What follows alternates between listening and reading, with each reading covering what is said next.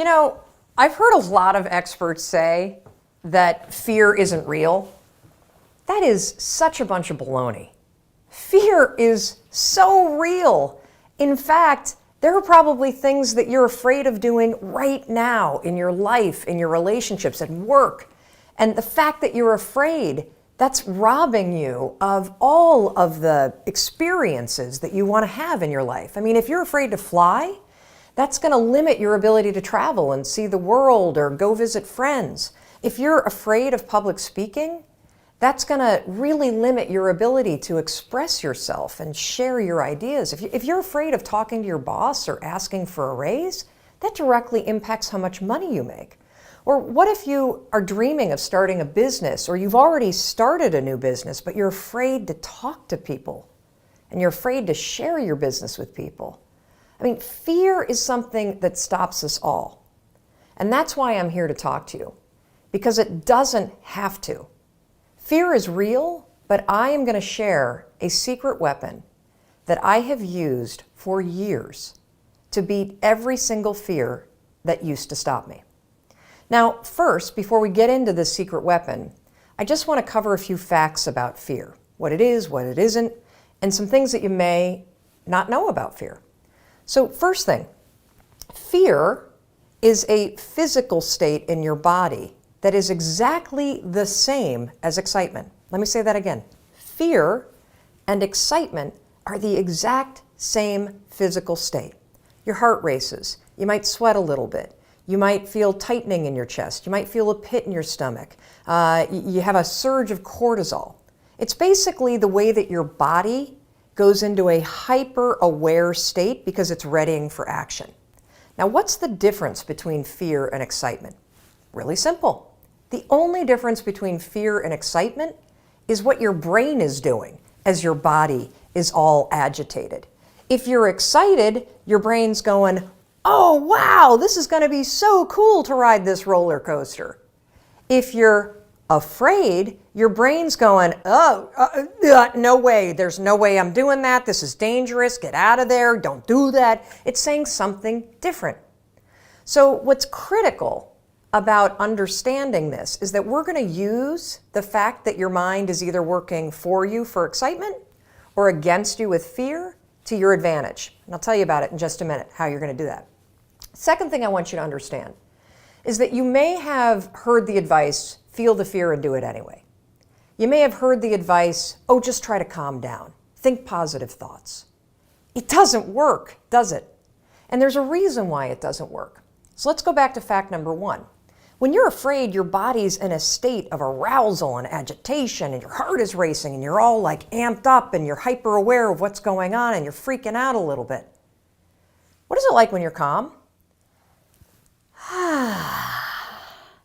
You just kind of chill, right? You got like this low arousal state. Very, very difficult to go from a state of agitation and being all jacked up and excited and weirded out and to a kind of state. It doesn't work. It's like trying to stop a train by throwing a boulder on the tracks. It's going to make the train jump off the tracks. It's going to cause a disaster. In fact, they've proven in research that when you try to ignore your fears, it actually makes them worse. And they've also proven in research that positive thinking alone also can make your fears worse. So, what do you do? What do you do when you're about to go talk to your boss and you feel afraid? What do you do when you have to get on a plane and you're actually terrified of flying? What do you do if you got to give a presentation and you are afraid of public speaking? Here's what you're going to do. You're going to use a strategy, the same one that I use, that has helped me beat every single fear and turned me into somebody that is terrific when it comes to a high-stress situation. This is how you do it. You're going to use my 5-second rule in combination with what I call an anchor thought, and that is going to reframe what your mind is doing so that your mind goes from feeling agitation and making you afraid to reframing it from agitation to excitement. It works like magic. Now, I have used this technique for years, literally for years. And one of the ways that I want to introduce you to it is I want to take you backstage. I want to take you backstage to a speech that I delivered this year. And what you're going to see is you're going to see me behind, the major set. I'm about to walk out. You can kind of hear the crowd roaring. My introductory video is playing. My body is in a state of arousal. I am literally, my heart is racing, my arms are sweating. Like you're going to see this. I'm going to tell you about it. And you're going to watch me use this same technique I'm going to teach you to reframe my nerves into excitement. Check this out. All right, I'm about to go on stage. There are 7,000 people out there, and it's so exciting because what they don't know is they're about to learn the 5-second rule, and their lives will never be the same again. Now, I gotta tell you, my heart is racing, my armpits are sweating. I have the exact same physiological feeling as when I'm afraid, but I'm not afraid. I'm excited. Excitement and fear is the exact same thing in your body. It's just what your brain calls it. Here's a trick that's proven by science that I use every time I speak. When I start to sweat, when I start to have butterflies, when I start to have my heart race, I say, I'm excited. I'm excited to get out there. I'm excited to talk to these people. I'm excited to share the 5-second rule. And what that does is it sends a message to my brain that tells my brain why my body's all agitated and excited. And that way, I don't feel afraid. Remember, excitement and fear, exact same thing in your body. The only difference is what your brain calls it. Go get them. Now, I want to give you one more example, just to make sure that you really get how you can use this. So a lot of you have written to me about your fear of flying, and I can really relate to that fear because I used to have the exact same fear. But I use this same strategy to conquer it. Here's how you're going to do it. So first things first, if you've got to do something that really makes you nervous or that you're afraid to do, before you're about to do it, come up with an anchor thought. What's an anchor thought? Well, an anchor thought is something that's going to anchor you so that you don't escalate any situation into a full-blown panic attack or into a situation where you screw things up. It's a way for you to anchor yourself so you maintain control over what you're thinking and how you behave. So here's an example with flying. It's important when you're creating an anchor thought to pick something that is in the proper context of what you're afraid to do. So for flying, pick an anchor thought that has to do with the trip that you're taking. So if I'm boarding a plane to fly back home to Michigan, an anchor thought might be a picture in my mind of my mom and I walking on the shores of Lake Michigan where I grew up. That's a thought that makes me happy, it makes me excited, and it's also related to the trip that I'm taking. If you have a conversation that you need to have with your boss, pick an anchor thought about how you feel after having that conversation. Maybe it's you picking up the phone and calling somebody that you love and saying, oh my gosh, it went so well. Or you walking out of the meeting and feeling like, yeah, I survived that conversation. I feel pretty good about myself. So now that you have your anchor thought, you're ready to beat the fear. How you're going to do it is this. So let's go back to the example of the plane. I'm on the plane, I'm flying to Michigan. We hit turbulence. My body's going to start getting agitated, right? I'm starting to get nervous. My heart starts to race. One of two things can happen.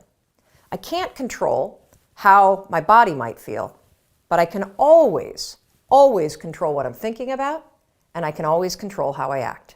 And so can you. So when I'm on a plane and the turbulence hits, 5, 4, 3, 2, 1, that's step one. And it's essential. And the reason why using the 5-second rule, 5, 4, 3, 2, 1, is essential is because that is how you switch the gears in your mind, you awaken your prefrontal cortex, and you trigger your brain that you're now in control of your thoughts. You've interrupted the fear. You've settled your thoughts, and now your brain is ready for that anchor thought. So then what I do after I go 5, 4, 3, 2, 1 is I insert the anchor thought that I've already come up with before the flight.